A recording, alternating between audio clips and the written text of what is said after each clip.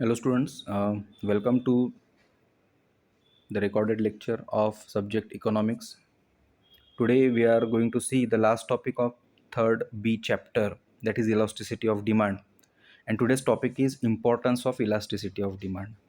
अब elasticity of demand की importance हम देखेंगे। अब उसके जो अलग अलग कंसेप्ट हमने देखे, मेथड्स देखे, उससे हमें अंदाज़ा आ गया कि ये कंसेप्ट बहुत इम्पॉर्टेंट है क्योंकि अलग अलग वेज में हमें मदद करती है इम्पैक्ट स्टडी करने के लिए। इम्पैक्ट इन द सेंस कि किसी वस्तु की डिमांड वो किस कैटेगरी से बिलोंग करती है उसके ऊपर डिपेंड करती है। जैसे अगर वो नेसेसिटी है तो ऑब्वियसली उसकी डिमांड कैसे रहेंगी, हाईली इनइलास्टिक, क्योंकि कोई भी प्राइजेस बदल जाए तो भी अ, उसका इम्पैक्ट उसके डिमांड पे नहीं होता है। तो गवर्नमेंट को भी बहुत सारे डिसीजंस लेने के लिए इलास्टिसिटी ऑफ डिमांड या generally decision regarding implementation of taxes अगर देखा जाए तो गवर्नमेंट को अगर करना है तो गवर्नमेंट क्या करती है, इलास्टिसिटी ऑफ डिमांड उस पर्टिकुलर प्रोडक्ट की स्टडी करती है। सबसे पहला है इम्पोर्टेंस, इसका importance to the producer. So producers are basically those people who gathered all the factors of production and produce the goods. So every producer has to decide the prices of his product at which he has to sell it. Manufacturing के बाद में सबसे बड़ा जो question producer के सामने मतलब generate होता है कि वो प्रोडक्ट की प्राइस क्या कोट की जाए। इसके लिए इलास्टिसिटी ऑफ डिमांड सबसे इंपॉर्टेंट रोल प्ले करता है। If the demand for the product is relatively inelastic he will fix up a higher price and vice versa. मतलब वो जो प्रोडक्ट बना रहा है यदि उसकी डिमांड कैसी है, रिलेटिवली इनइलास्टिक है, तो वो क्या करेगा, अपनी चीज़ों की कीमतों को बढ़ा देगा। The concept of elasticity of demand is also useful to the monopolist to practice price discrimination. और बहुत से मोनोपोलिस्ट क्या करते हैं, प्राइस डिस्क्रिमिनेशन की प्रैक्टिस को मतलब अप्लाई करने के लिए भी मतलब इस कंसेप्ट का क्या है, स्टडी करते हैं। नेक्स्ट आता है importance to the government. Obviously government को अलग अलग पॉलिसीज़ या अलग अलग टैक्सेशन रेट्स डिटरमाइन करने के लिए ये कंसेप्ट जो है वो मदद करता है।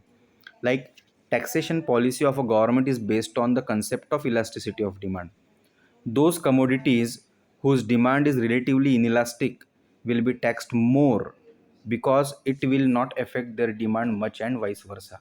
मतलब कोई प्रोडक्ट ऐसे है जिसकी डिमांड लोग ज़्यादा कर रहे हैं तो गवर्नमेंट क्या करती है, ऐसे चीज़ों के ऊपर टैक्सेस बढ़ा देती है ताकि गवर्नमेंट का क्या है, रेवेन्यू बढ़े। नेक्स्ट है इम्पॉर्टेंट इन प्राइस फैक्टर या फैक्टर प्राइजिंग। अलग अलग फैक्टर्स ऑफ प्रोडक्शन यूज़ किए जाते हैं जिसके बेसिस पे प्रोडक्शन की प्रोसेस कंप्लीट होती है। तो हर फैक्टर प्राइस या हर फैक्टर ऑफ प्रोडक्शन की प्राइस डिटरमाइन करने के लिए भी जो ये कंसेप्ट है इलास्टिसिटी ऑफ डिमांड मदद करता है। Like the concept of elasticity of demand is useful in determine the factor prices. The factor of production for which demand is relatively inelastic can command a higher level of prices. यदि कोई फैक्टर ऐसा है जिसकी demand highly या relatively inelastic है तो वो फैक्टर क्या है, ज़्यादा कंसिडरेशंस की डिमांड करते हैं। For example, workers can ask for higher wages if the demand for the product produced by them is relatively inelastic। Workers जो चीज़ों को मैन्युफैक्चर कर रहे हैं, यदि उन चीज़ों की डिमांड मार्केट में हाईली या रिलेटिवली इनइलास्टिक है तो ऐसे कंडीशन में लेबर्स क्या करते हैं, वर्कर्स क्या करते हैं, वेजेस बढ़ाने के लिए बोलते हैं। देन फॉरेन ट्रेड पॉलिसीज़ को भी डिटरमाइन करने के लिए भी ये मदद करता है। The concept of elasticity of demand is useful to determine terms and condition in foreign trade. The countries exporting commodities for which demand is relatively inelastic can raise their prices। यदि हम वो चीज़ जो एक्सपोर्ट कर रहे हैं और जिस country में एक्सपोर्ट कर रहे हैं यदि वहाँ पे अगर उसकी डिमांड हाईली इनइलास्टिक है तो एक्सपोर्टिंग कंट्री क्या करती है, प्राइजेस बढ़ा के बेचती है। For example, organization of petroleum exporting countries, OPEC countries जो होती है, have increase the prices of oil several times. ये हमेशा क्रूड ऑयल की प्राइजेस क्या है, बढ़ाते रहते हैं क्योंकि उनको पता है कि वो जो प्रोडक्ट बेच रहा है एक तो उसको कोई सब्सटीट्यूट नहीं है और they are the only people who are manufacturing it, so they generally sell at a higher prices. फिर आते हैं public utilities also. In case of public utilities these are basically facilities which are for the welfare of the public, like railway which have an inelastic demand. जैसे government यदि इसके rates बढ़ा भी देती है तो रेलवे को कोई सब्सटीट्यूट नहीं है. So government can either subsidize or nationalize them to avoid the consumer exploitation.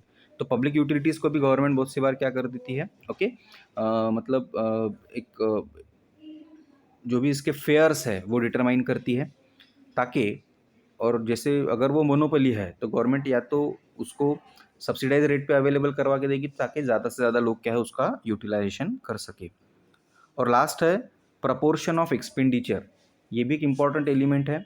If the proportion of expenditure in the person income is small, किसी व्यक्ति की इनकम के अकॉर्डिंगली उसका एक्सपेंडिचर क्या है, बहुत कम है, then the demand for the product is relatively inelastic. क्योंकि अब उसके पास में डिस्पोजेबल इनकम या स्पेंडेबल इनकम क्या है, कंपेरेटिवली बहुत ज़्यादा है. फॉर एग्जाम्पल देख सकते हो न्यूज़पेपर, है कि नहीं. If the proportion of expenditure is large, यदि किसी वस्तु पे व्यक्ति का उत्पन्न इनकम में का ज़्यादा पैसा अगर स्पेंड होता है, then demand for that product is relatively elastic. Okay, मतलब जैसे ग्रोसरीज हो गया, है कि नहीं, तो इसके ऊपर ये कैसे कम इनकम का बहुत ज़्यादा पैसा स्पेंड होता है, तो इसलिए इनकी डिमांड जनरली कैसी होती है, इलास्टिक होती है, क्योंकि इसकी प्राइस यदि बदल जाती है, ओके, तो लोग क्या करते हैं, वो कम क्वांटिटी में परचेस करते हैं. और वही यदि इनकम का बहुत कम परसेंट अगर इस पे अगर स्पेंड हो रहा है तो भी लोग क्या है उस पर स्पेंड करेंगे. जैसे एंटरटेनमेंट का लीजिए, आपके घर पे अगर केबल कनेक्शन है तो उस जैसे इनकम के कंपैरिजन में देखोगे तो बहुत स्मॉल अमाउंट क्या है उस पर स्पेंड किया जाता है.